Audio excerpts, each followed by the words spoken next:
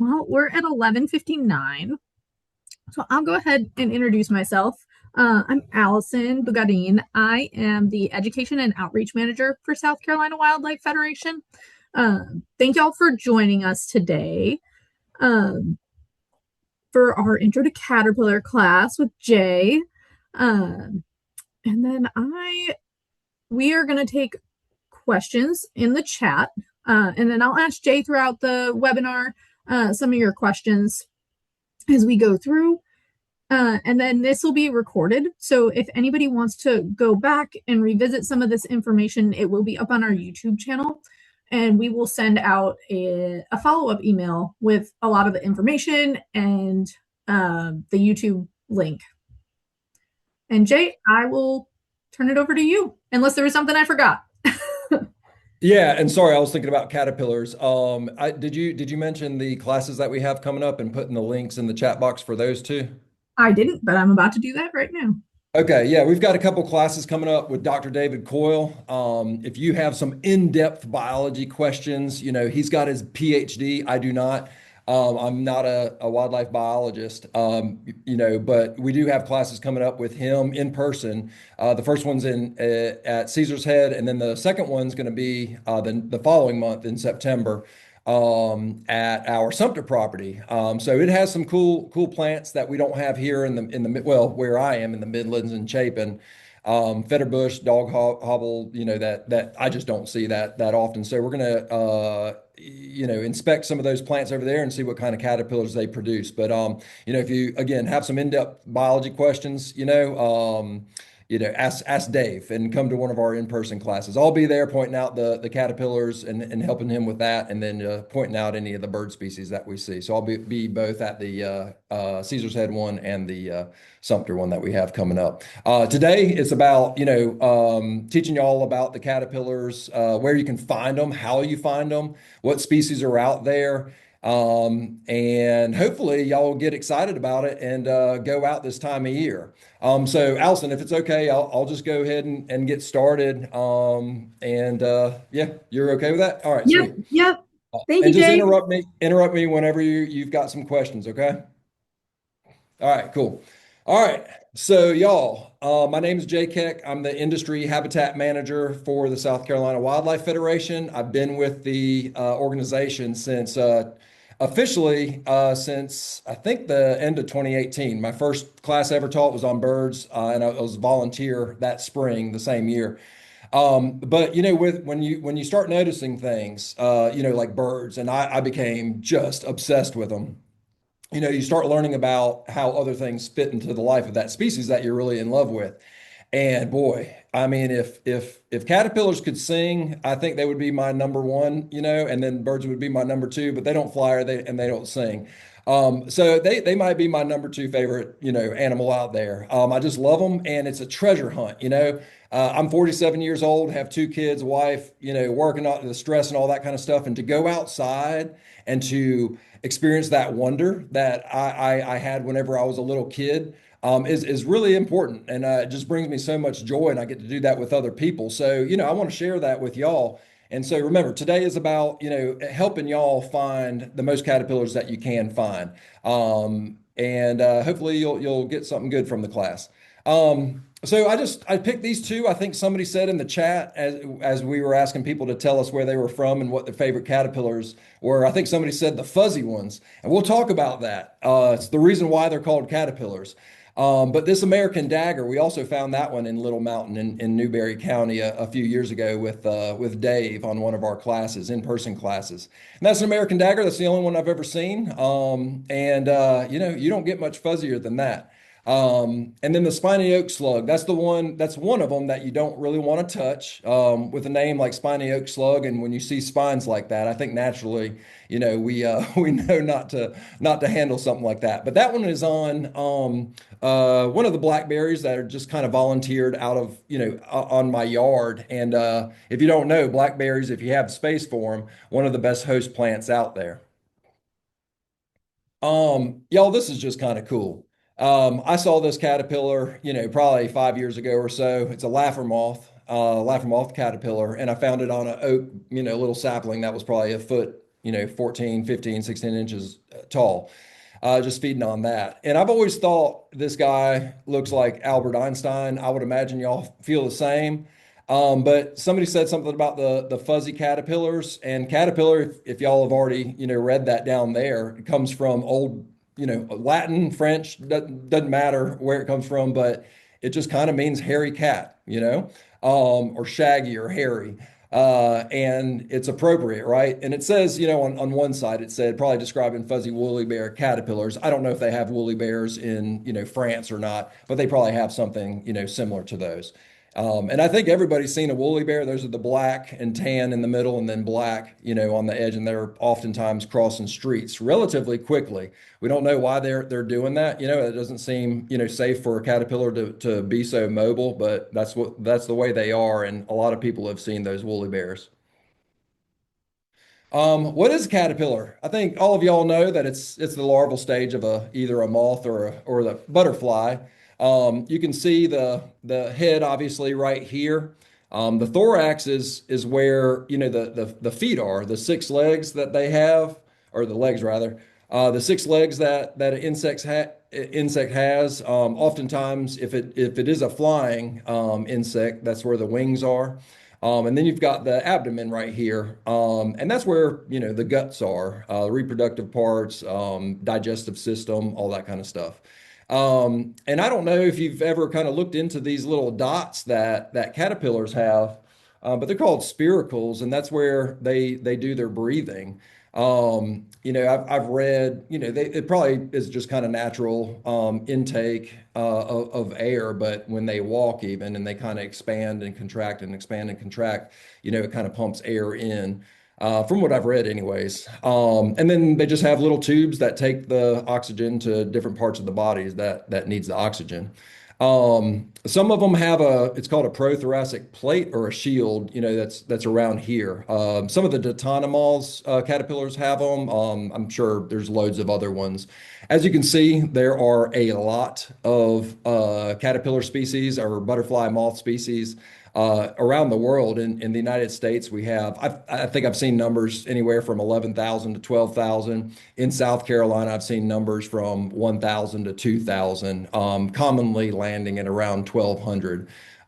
Butterflies, we've got around 160 or so. And this one right here, if you've never seen a snowberry clearwing, and you want to see one, plant coral honeysuckle. That's one of the host plants, for this one.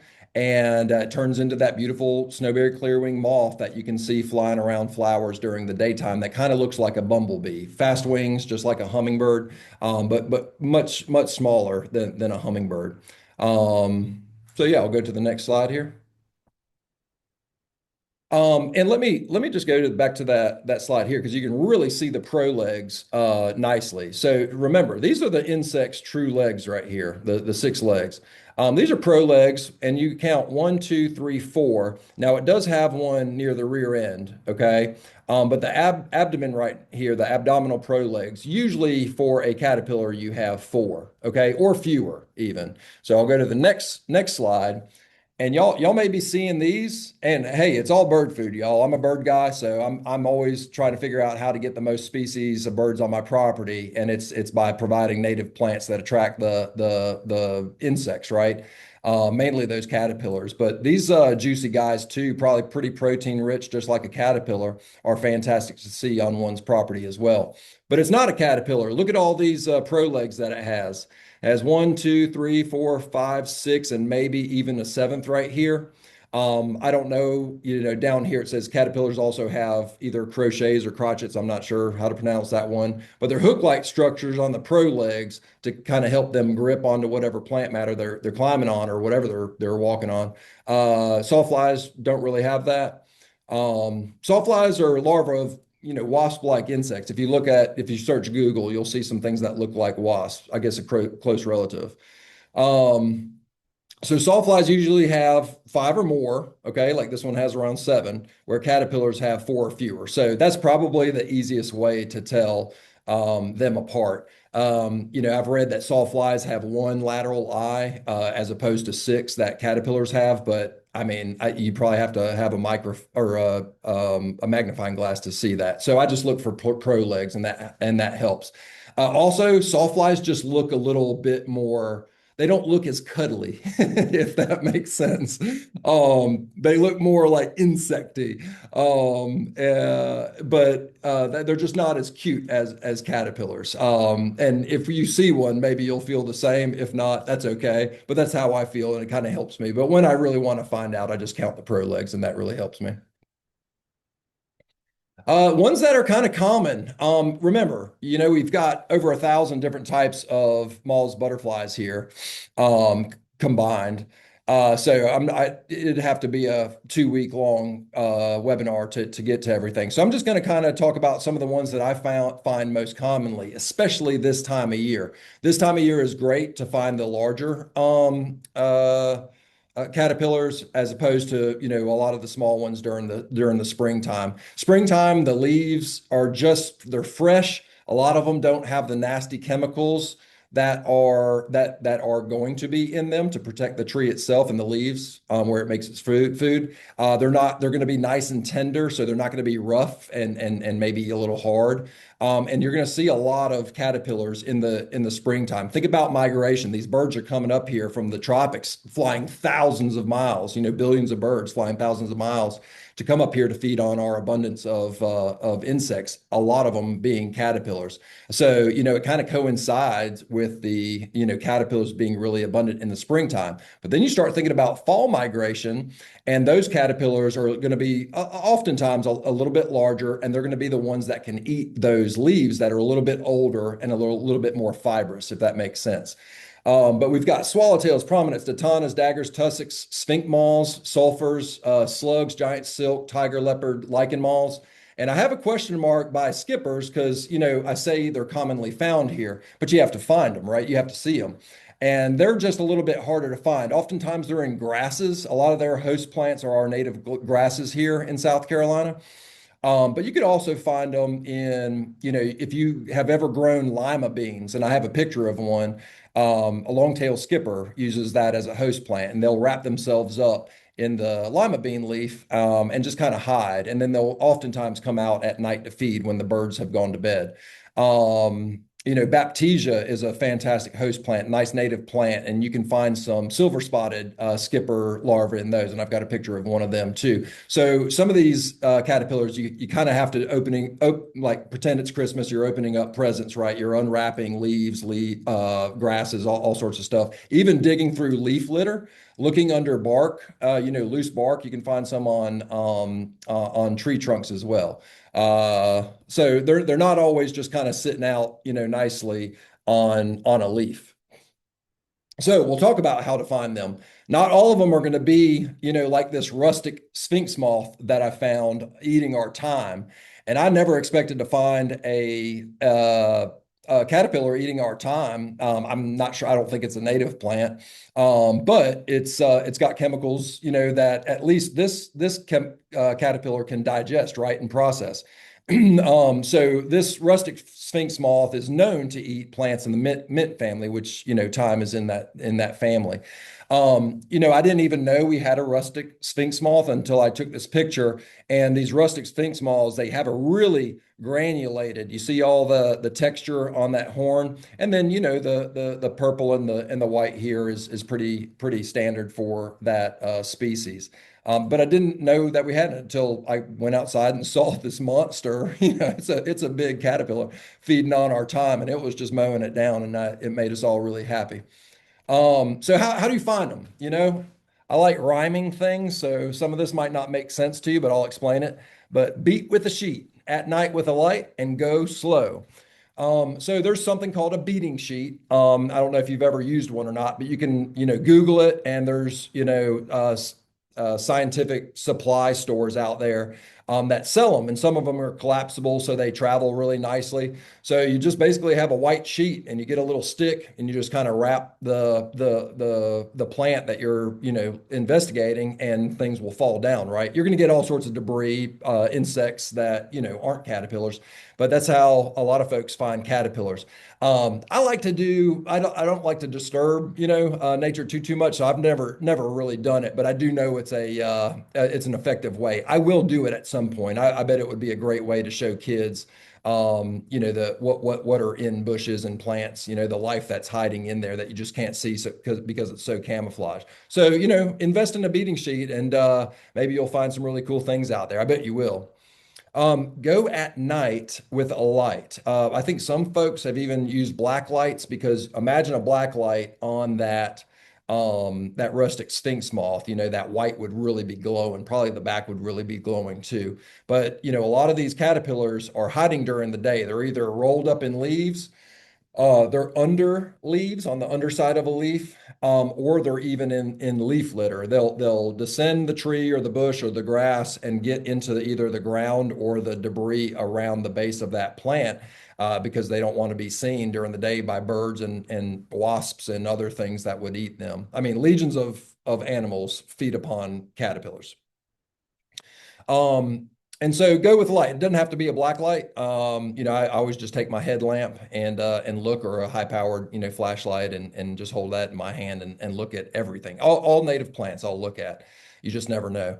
And then go slow, y'all. We have our classes in the daytime. They're usually, mid-morning.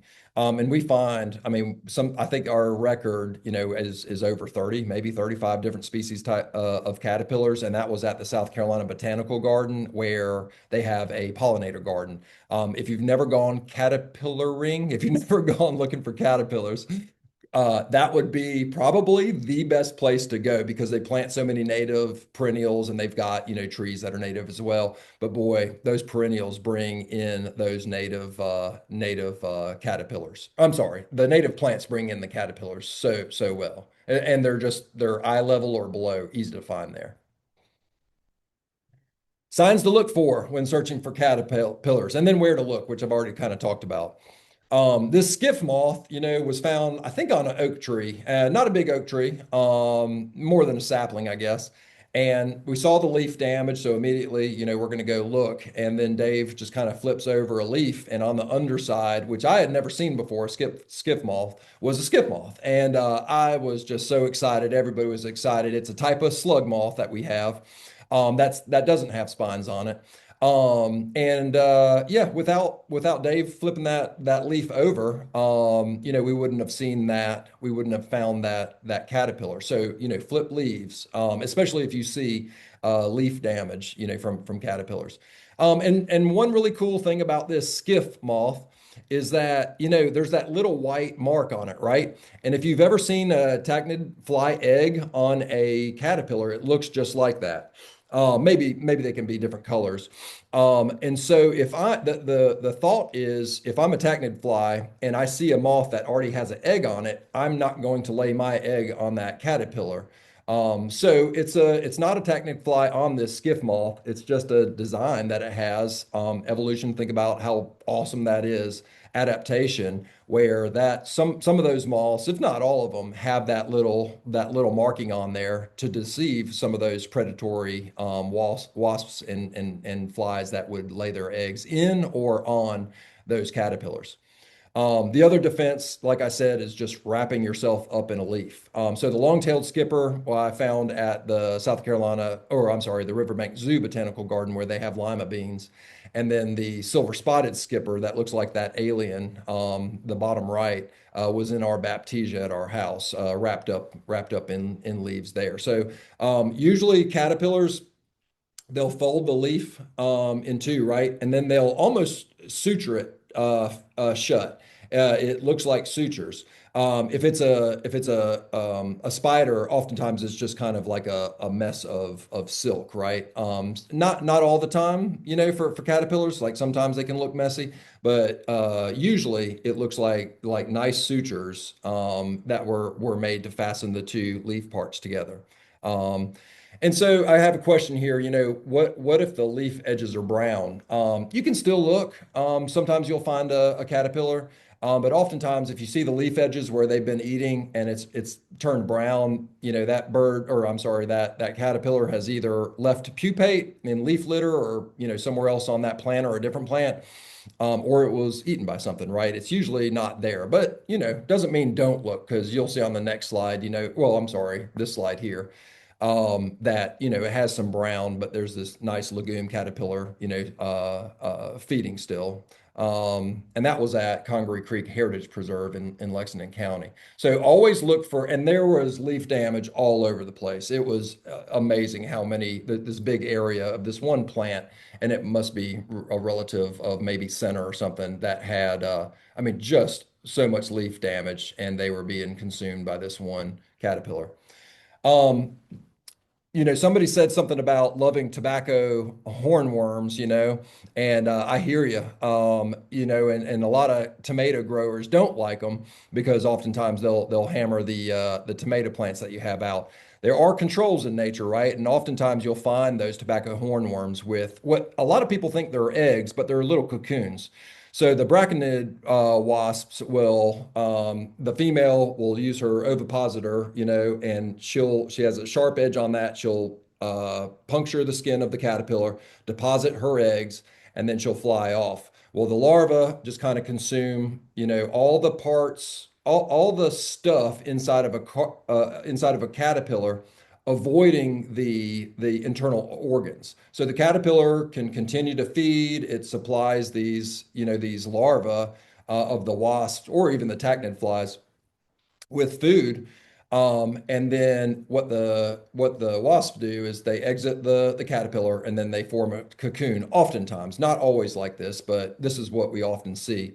And so those, remember, are cocoons, not eggs. That tachinid egg actually on the surface of a caterpillar is going to be a very, very small, kind of flat ovular, egg.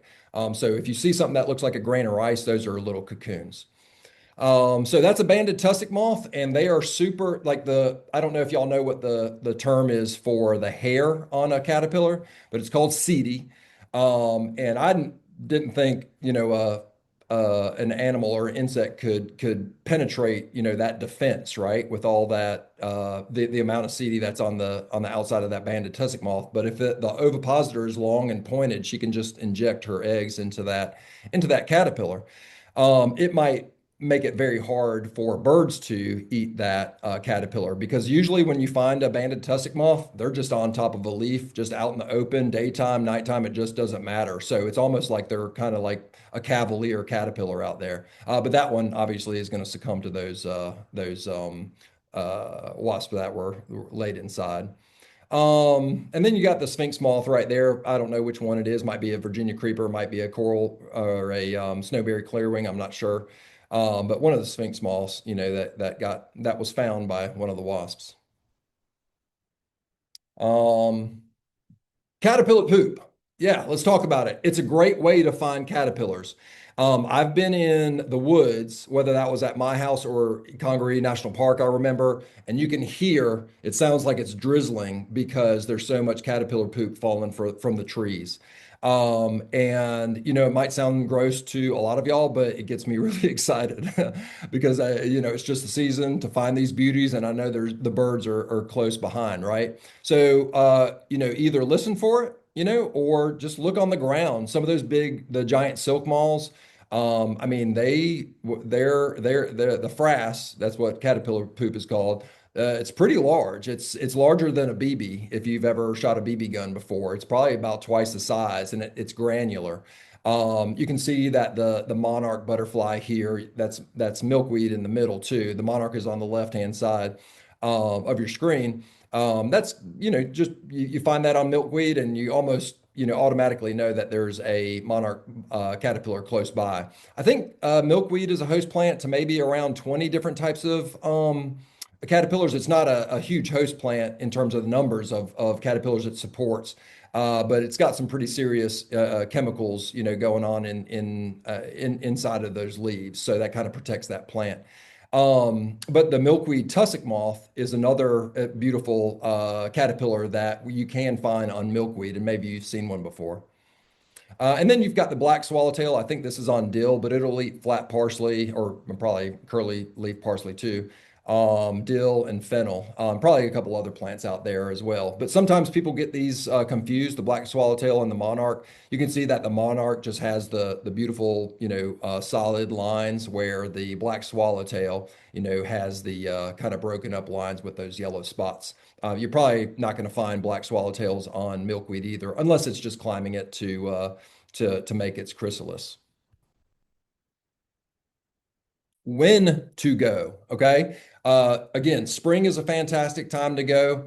And then, August and September are probably my two favorite months to go. And even though August is hot, it's still a fantastic time to go. That's why we're going to Caesar's Head in August, just so hopefully with being at a little over 3,000 feet in elevation, it might be a few degrees cooler up there, but hopefully we'll get lucky and have nice weather. Um, but we do have a longer season here in South Carolina, compared to northern states. I found caterpillars, to the best of my knowledge, in March, as early as March and into December. But I bet I've seen a giant leopard moth, or some that kind of linger even further. I bet I've seen some in December and maybe even in February. But here in South Carolina, I start looking at around March, and I am still looking through November. Allison, you got a question? I do. So, someone asked if you're familiar with a caterpillar that infiltrates the seed pods of a sweet gum. No, but I mean, it doesn't surprise me.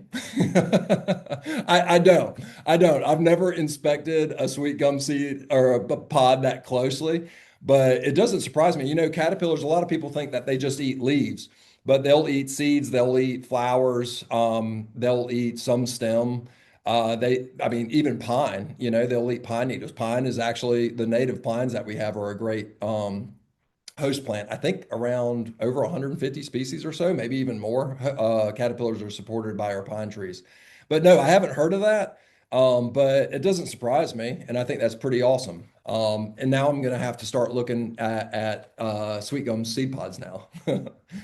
um, I think we already talked about this. Exploring at night, evening, is a great time to look. Remember, these guys are wanting to hide from all the predators during the day, or at least most of them are. So going out in the evening at night is really productive.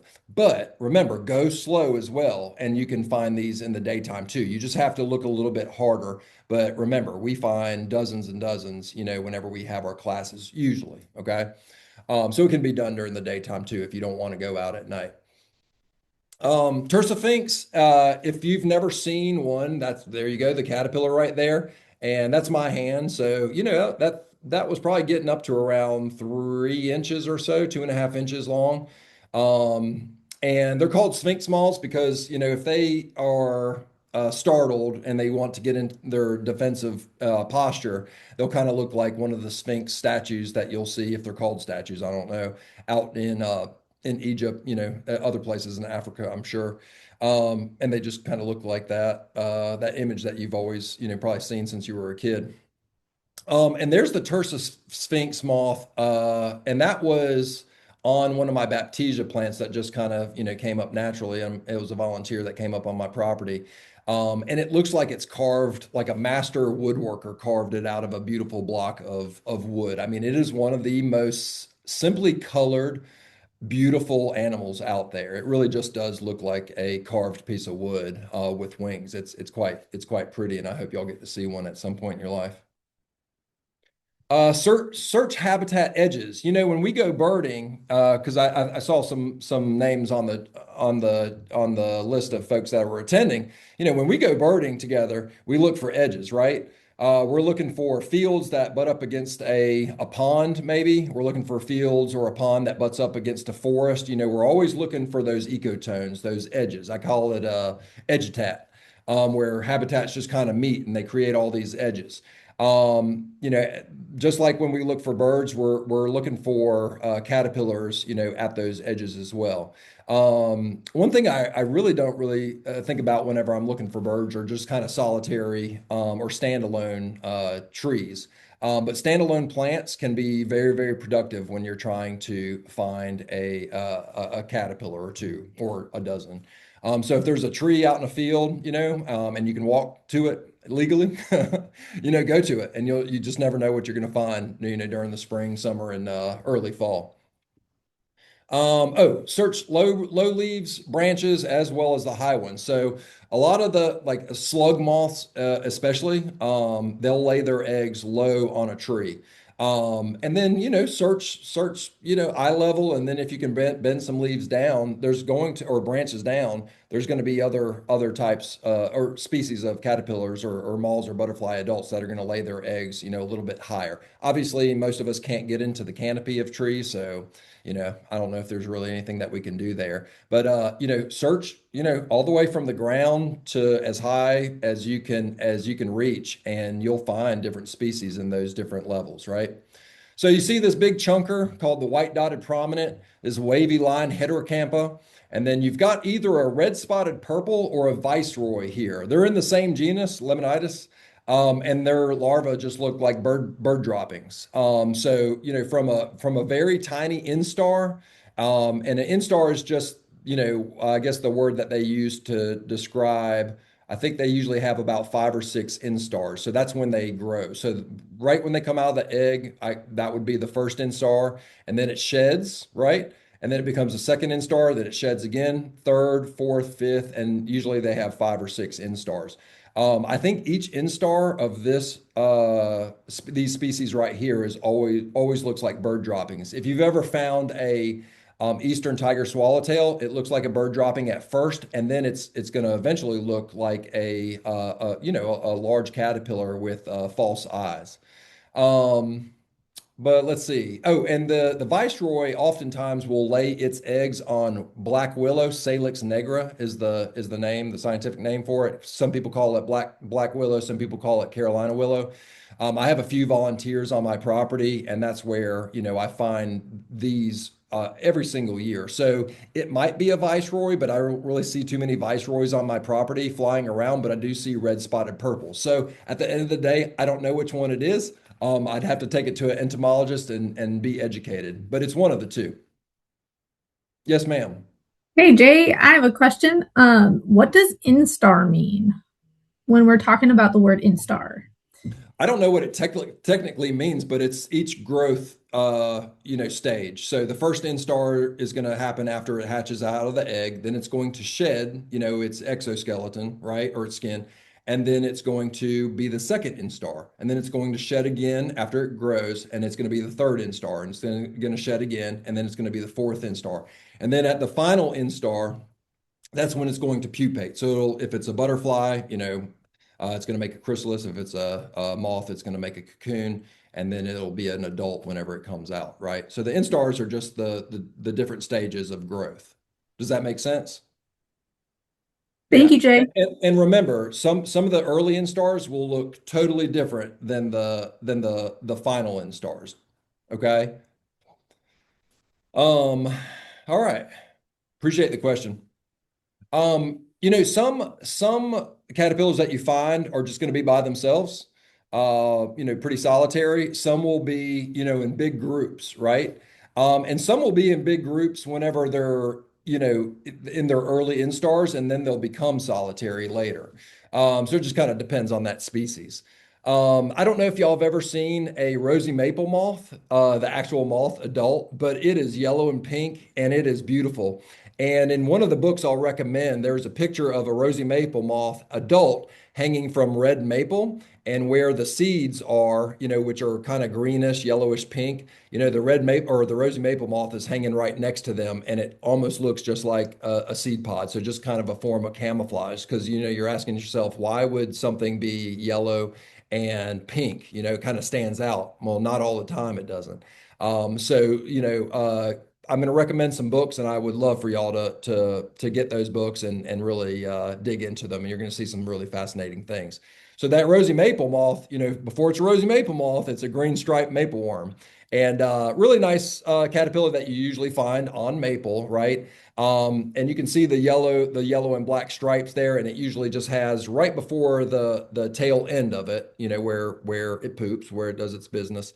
It's going to have a red mark or a pink mark right there. These Ditanimals, super, super gregarious. I mean, you're just going to find those in big groups all the time during the time of year when they're abundant, which is usually now into August and September. These are probably yellow-necked Ditanas, that shield right there, right before usually the thorax, right? Is usually yellow or kind of orangish. So that's my best guess with these ones here is the yellow-necked Ditana. Others that kind of like to be in groups, the fall webworm, I don't know if y'all think the same as I do, but I don't know if I've experienced a year in the past 10 years that has had more fall webworms than this time of year, this year. Usually they make their nests at the terminal, the ends of branches, as opposed to eastern tent caterpillars that kind of like make their nests at the crotch of two branches or where the trunk, might meet a branch. So the terminal ends this time of year are going to be fall webworms. Forest tent caterpillars, really don't make a tent. They're just related, I guess, genetically to the tent caterpillars. But they do have some silk that they lay. And I guess the idea is that it just kind of helps other caterpillars find their way, and it helps maybe some caterpillars just kind of meet and congregate, right? So the forest tent caterpillar doesn't really make the nest that we think about when we think about fall webworms or eastern tent caterpillars, but they still lay down silk. And those tent caterpillars, man, they are just beautiful. They almost look like they're made of velvet. And I don't know if you've seen a big group of the forest tent caterpillars, but they have this beautiful blue on them and then that black. And they have these little penguins. I'm not going to zoom in here, but I want y'all to look at a picture of one, or whenever you find one in outdoors, look at them and see if they don't look like they have a bunch of penguins lined up vertically on their dorsum right there, their back. It's really, really cool. All right, so be careful with these. All right, you've got some southern flannel moth caterpillars here. We're going to talk about some that sting you. We found them starting a few years ago, and last year I think we found the most that we've ever found. But these are oftentimes if somebody gets stung by a caterpillar, it's one of these kids will climb trees and stuff as a lot of us did back in the day, and they'll just kind of reach on and grab one, or they'll rub their arm against it, and they have little spines under all these setae, that at the bottom of them there's probably these venom sacs, and it just kind of delivers the venom through those little spines that are hidden under the setae. I think some of those can kind of come off of the caterpillar too if it's disturbed, and you don't want to inhale those or anything like that. So those are best just kind of enjoyed from a distance. And I don't know if y'all can see this one right here, but this one has a huge head right here. And I don't know if y'all are like wondering why I have the picture of the sloth on here, but whenever I see these guys right here, I always just kind of think of a sloth hanging from a tree. And this is from one of our trips to Costa Rica, I think 3 years ago. And we find some great caterpillars down there, but we go to Costa Rica each year. We take a group of 10 to go find birds. But we also see tapirs and red-eyed tree frogs and sloths. And I just kind of crack up every time I see a sloth out there. It just looks like a giant southern flannel moth. So that's just me being silly, y'all. Others that you don't want to touch, an Io moth. Okay. You can just see, I mean, just by looking at it, you're like, I don't think I'm going to handle that one. Stinging rose, one of the most beautiful caterpillars that you'll ever see in your life. It will be a stinging rose caterpillar. And they can also be red, and they might even be kind of in between, yellow and red, a mix of both sometimes. But remember, those slug moths we usually find kind of low, which includes the saddleback here. So that saddleback, I think Todd Johnson and a few others said that was their favorite. I mean, look, it looks like a tank coming at you with eyes, and it's beautiful. It's a perfect combination. And I do want to say, I think that is the rear side of that caterpillar. I think because those are false eyes, those aren't really eyes. I want to say the head is on the other side, and it kind of protects that caterpillar from the back. Sycamore tussock moth, guess what plant you can find those on? Sycamore tree, and I always do. We have one sycamore tree volunteer on our property, and every single time of year, every single fall, we find those. And they always remind me of Dumbledore. If you're Harry Potter fans, the sycamore tussock moth, whenever you look at one, looks like Dumbledore's face. Um, but it'll sting you. And then you've got the monkey slug. And some folks, say that it looks like a casting, like a shed of a spider, and therefore, is unpalatable, to birds and other critters. I've seen a rolled up, desiccated, dried out uh, sweet gum leaf that looks a lot like this too. So it's just a form of camouflage. I've read where, a scientist, it's in this book right here, Caterpillars of Eastern North America. He's actually, rubbed one on his arm and he didn't get a sting. But then I've researched and read, other sites where, they will sting. So, if you're not sure, don't handle it, right? Allison, you have a question?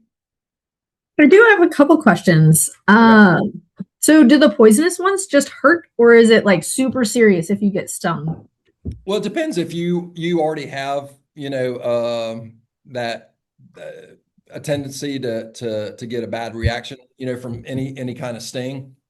So if that's you, you might want to go to the doctor. But from what I've read, it's not worse than a bee sting. The saddleback, I have a buddy that works, he's a horticulturalist and he works at the botanical garden at the Riverbank Zoo, and he was clearing out some and he texted me with a picture of it. He said, this thing just stung me and it hurt like crazy. He basically said like a wasp sting. So that's it. And some can be irritants, it just kind of makes you itch and turn red and maybe puffy. So maybe not like that pop that some of these other ones give, like the saddleback. I would imagine the Io moth, would be similar, to something that is more akin to a wasp sting. But being somebody that's never been stung, at least knowingly, that's all I can give you. And that's just everything that I've heard, either from somebody that has been stung or something that I've read. So nothing more than a bee or a wasp sting, unless you do have a tendency to have bad reactions, and that's when I would go to see a doctor. And how can we tell if a fuzzy caterpillar is poisonous or not? You have to do your research. Or you can do like the author of this book and, press them against your arm, which I wouldn't recommend. So you just have to do your research. I mean, if it looks like something that could possibly harm you, don't touch it. There are some that, I know that if I'm careful and I just have them crawl, with their legs on me, their pro legs, and then their actual legs, I know the underside probably isn't going to affect me. But otherwise, if I've never handled a sycamore tussock moth other than, holding the leaf that it's on, or saddleback stinging rose. So if it looks like one that is dangerous, don't touch it. If it doesn't have spikes, or, a lot of seedy like that sycamore tussock moth has that could hide, the spikes underneath. Maybe that's when you can, say, okay, I'm gonna handle this one. But at the end of the day, I try not to handle any of them because I don't want to hurt them. Thank you, Jay. Yeah, thank you. Caterpillars that you can find later on in the year. We're getting to that time of year. And again, August, September are two of my favorite months to look for caterpillars. You've got this long winged dagger, and guess what that's on? That is on I call it a roses blush blueberry. I think it's Vaccinium darrowi or something like that. But it's a miniature blueberry. It's a native to the southeast. But I have about, I don't know, maybe 8 of them on my property, 6 of them. And I do find some really nice caterpillars on those. That Triton dagger is on a rabbit eye variety of blueberry that I have. And that powdered dagger right there is probably on an American hornbeam that I have. But I've found those on all sorts of other plants too, probably lots of oaks. But I don't know if you saw, what Allison is wearing, but in honor of this class, she has her blueberry dress on today. And blueberries are one of my favorite plants to install on a property for attracting caterpillars. About 300 Caterpillars can lay, or I'm sorry, moths and butterflies can lay their eggs on a blueberry plant. So it's one of the best plants that you can plant on your property for caterpillars. But daggers, prominence, and slug moths can be found August, September. Again, I found a crown slug moth once in November. It just kind of fell from an oak tree that I was walking around. And then obviously, October can be, still very productive. Prominence. Look at all these. Now, not all prominence, look like a dead edge of a leaf. But for most of y'all, you probably, because I have these pictures zoomed in so closely, but these were all on my property. This was on a post oak, I believe, but this is a white streaked prominent. Probably the white streaks come from the name of it as an adult, but it does have some white dots on it. And, you see these things, and I'm like thinking, are those supposed to, be fly eggs, another way to deceive, or is that just, a design that really doesn't have a purpose? Um, but they all three of these species, the unicorn prominent, which looks like a stegosaurus to me, the white streak prominent, and the morning glory prominent, which you see here, they all look like a dead edge of a leaf, and that's pretty common for prominence. They'll feed on the edge of the leaf, or they will position their body on the edge of the leaf that they're feeding on to look like the dead edge of that leaf. If I said that okay.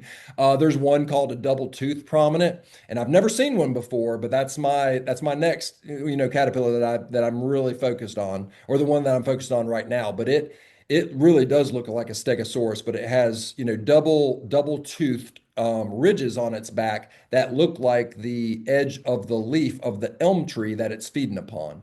Really just brilliant camouflage. But I have found these. I was telling Allison earlier, I have found these with the cocoons from wasps on them. So, the camouflage is fantastic, but, it doesn't fake out everything out there. Yes, ma'am.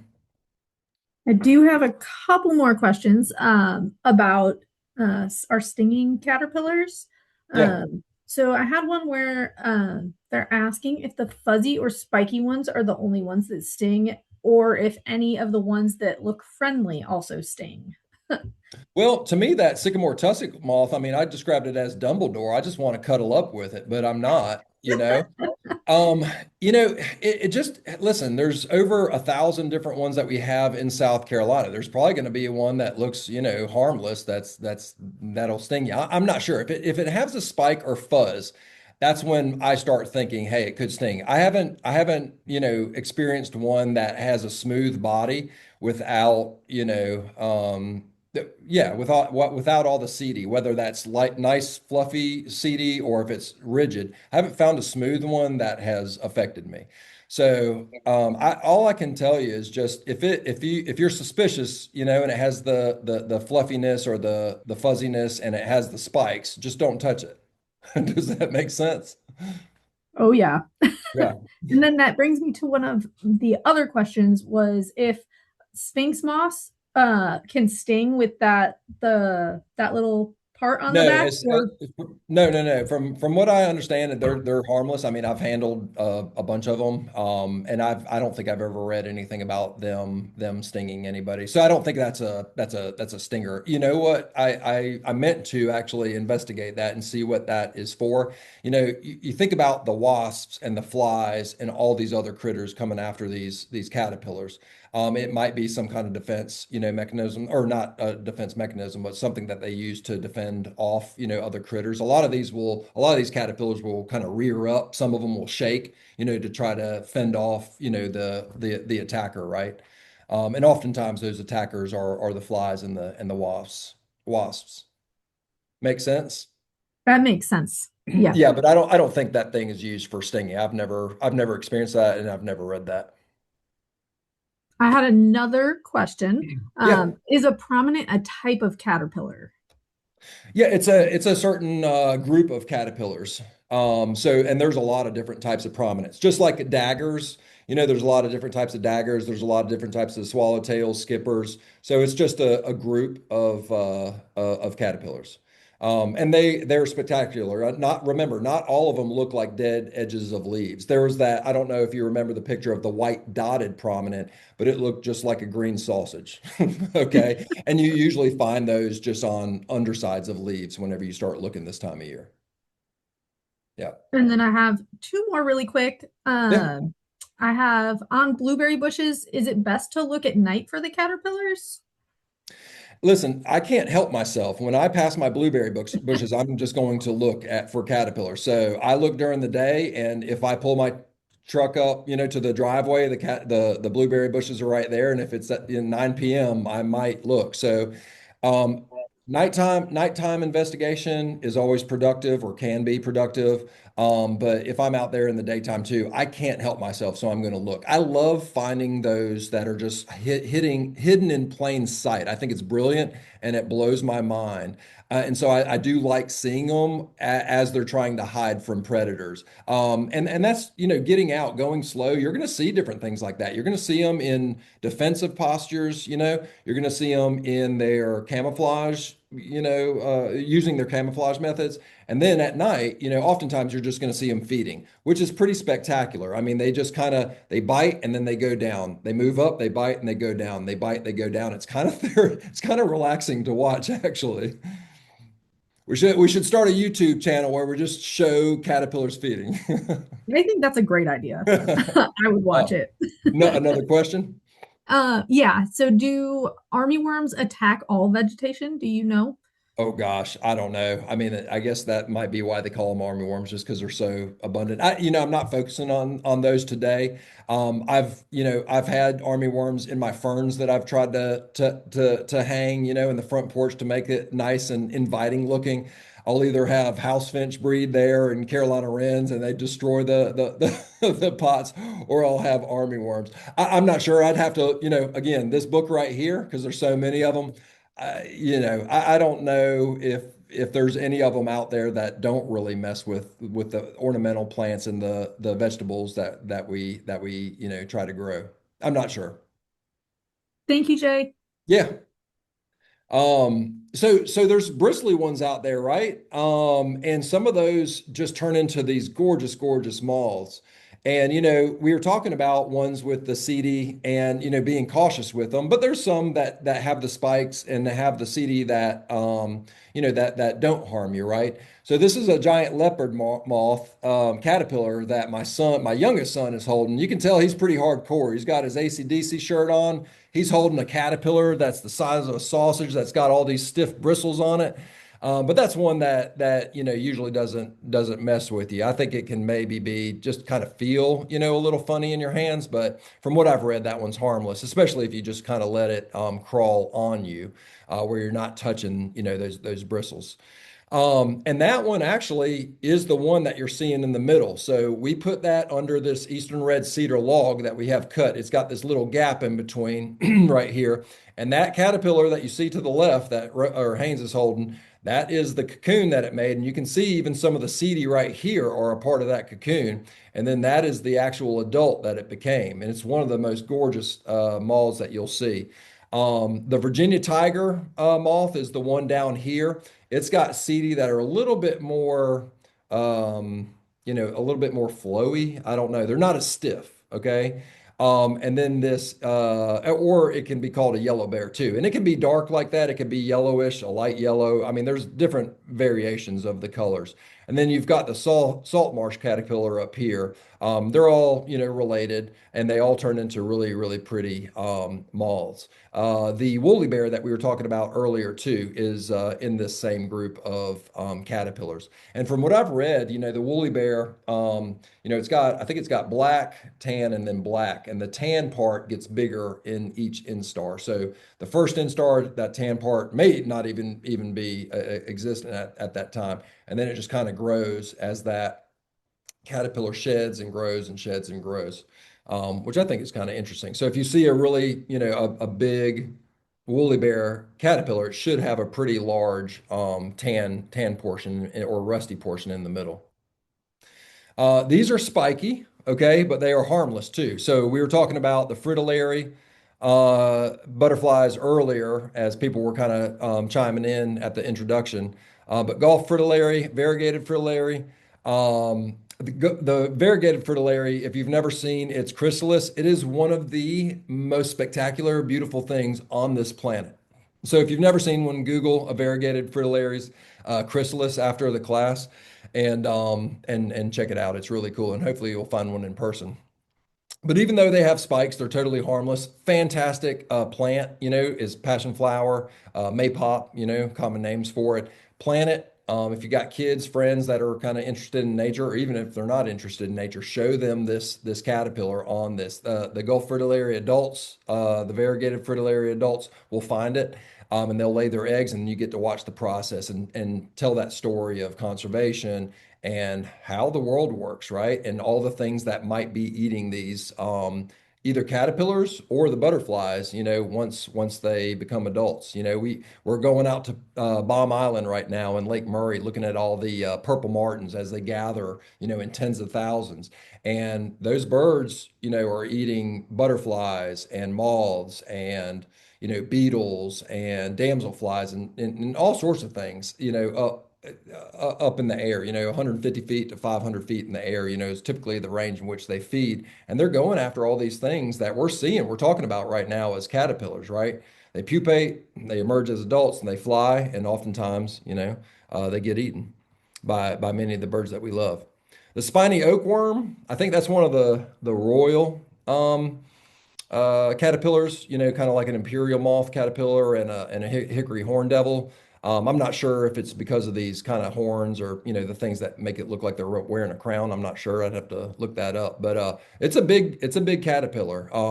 I mean, they start off small, obviously, but they grow to a pretty healthy size. And a close cousin is the pink stripe oakworm, and it has just a little bit more color there.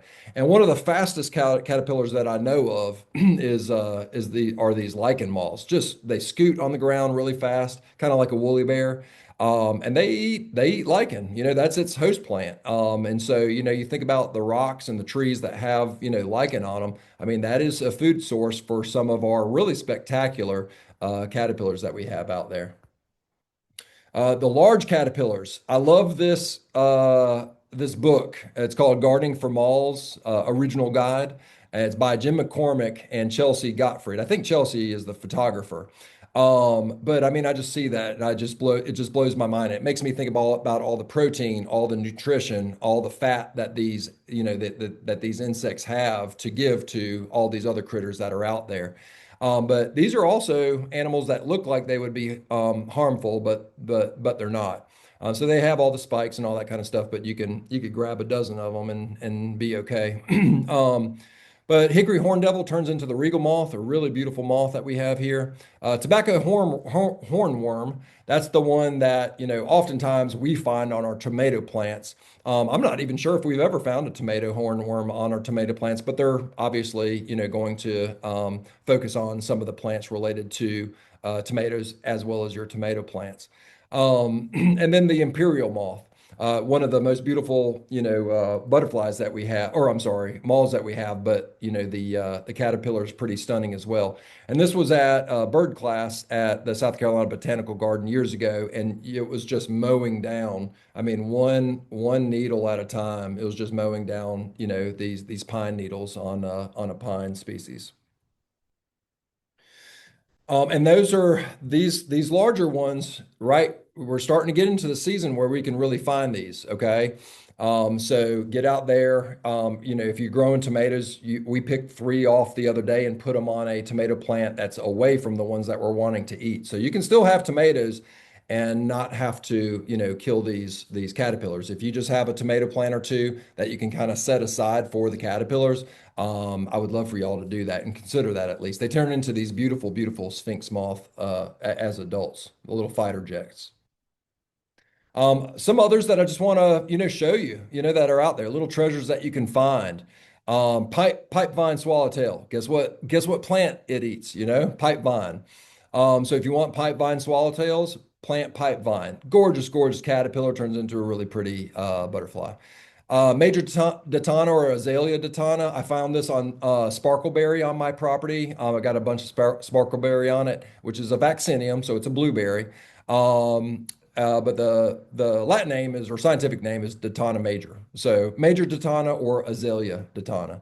I don't know if it's called azalea because it might forage on some of our native azaleas. I'm not sure, but it's a very, very spectacular, very beautiful caterpillar that we have. And then you've got the red hump caterpillar, and that was foraging on sweet gum. Sweet gum's not, a fantastic host plant in terms of, the number of caterpillars it supports, but it supports some really nice caterpillars, one being the Luna moth. And then the spice bush swallowtail. If you have sassafras, on your property, you've probably found, if you've looked for them before, spice bush swallowtail caterpillars on it. So a nice plant to install on your property to increase that diversity in caterpillars and butterflies and moths on your property. And look at this guy. I mean, good gracious. It was one of the coolest caterpillars I've ever found in my life. The Polyphemus, oftentimes people will find their cocoons hanging from trees in the wintertime. But here's a picture of the actual caterpillar. If it was a Luna moth, it would have some red dots, and it would have, on each side of this line that kind of follows from the head down the abdomen, down to the tail end of it. The Polyphemus doesn't have that. Polyphemus usually has these lines here and these kind of ovular, shapes. So a little bit different than the Luna moth, but they're both giant silk moths, and they're similar even in as caterpillars. Oh, and that one's on American hornbeam. So again, more. I can't emphasize enough the importance of planting natives on your property, not just so you can see more caterpillars, but just for biodiversity and wildlife conservation.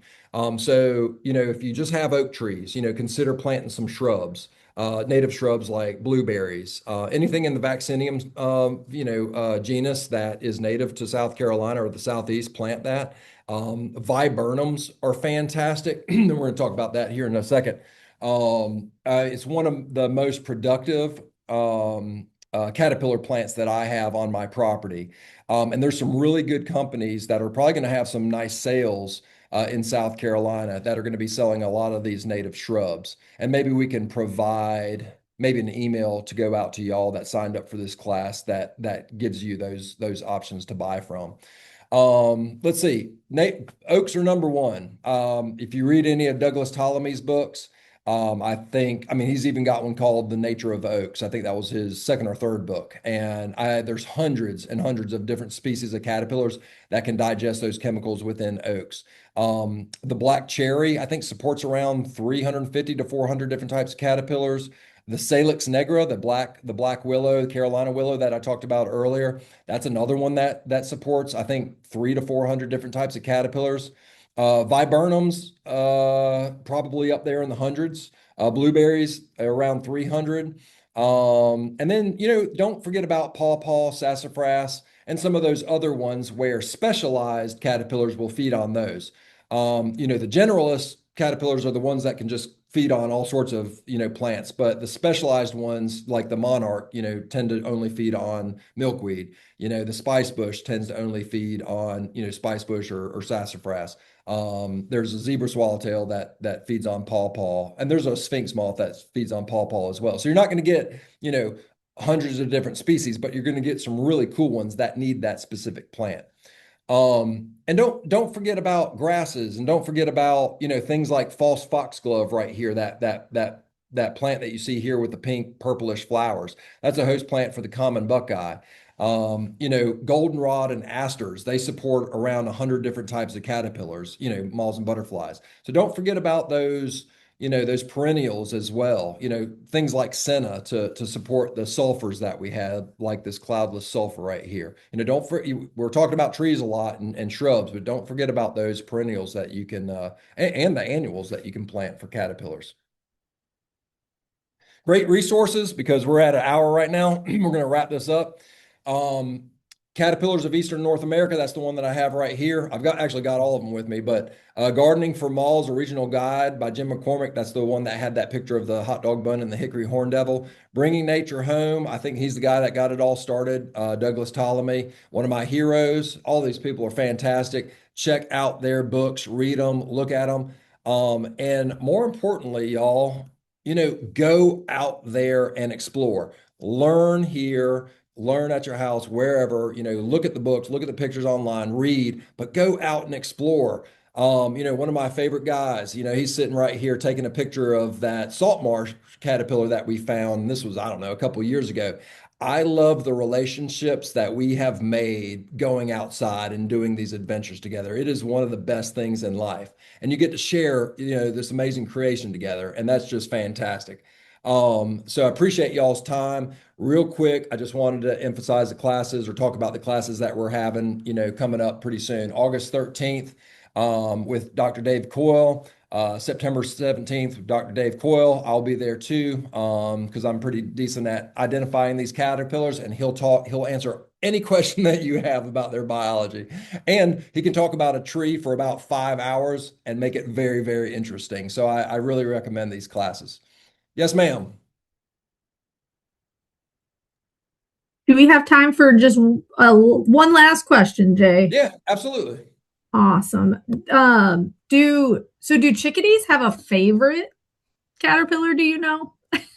I would imagine they're going after, the smaller ones, the ones that we call inchworms, just because they're a pretty small bird. I don't know if they have a favorite, but I'm assuming whoever wrote that or asked that has probably read, Douglas Ptolemy's book, Bringing Nature Home, where I think a graduate student did a study, and she found that chickadees will feed their babies around 5,000 to 7,500 caterpillars, while they're in a clutch, right? And I think the average clutch is around five. So think about that over, I don't know how long they're, being fed, but probably, 2.5, 3 weeks. But that's a lot of caterpillars in that amount of time. Do they have a favorite? I would imagine they're the ones that don't have all those hairs, all the seedy on them.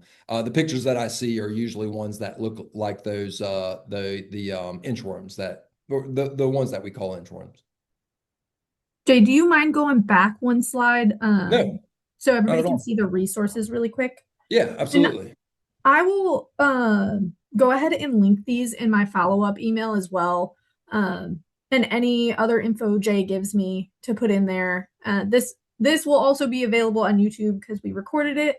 Um, just so everybody's tracking. I will link the YouTube video in the email as well, so y'all can go back and rewatch, take notes, or whatever. And y'all, this is one of the easiest things to do out there is looking for caterpillars. Now, I say easy because I mean, you can just spend an hour on a bush and you don't have to walk 5 miles. You don't have to, hike through the mountains. You find a plant that's native, and that's a known producer of caterpillars, and you're going to find it. So I encourage y'all to go out there. Again, it's a treasure hunt. It makes me so happy. And do it with friends and family if you can. I'm gonna go ahead and link the walks again in the chat um if you all want those, but I'm gonna put them in the email as well in the follow-up email so y'all have them there too. Yeah, any other questions you see coming up?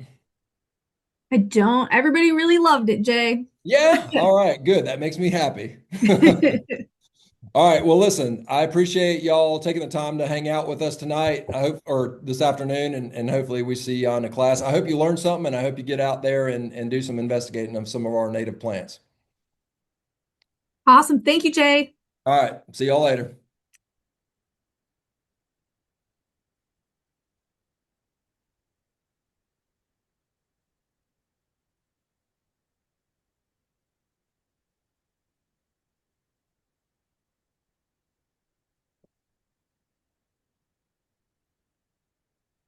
I'm going to go ahead and pause that or stop the recording. Okay.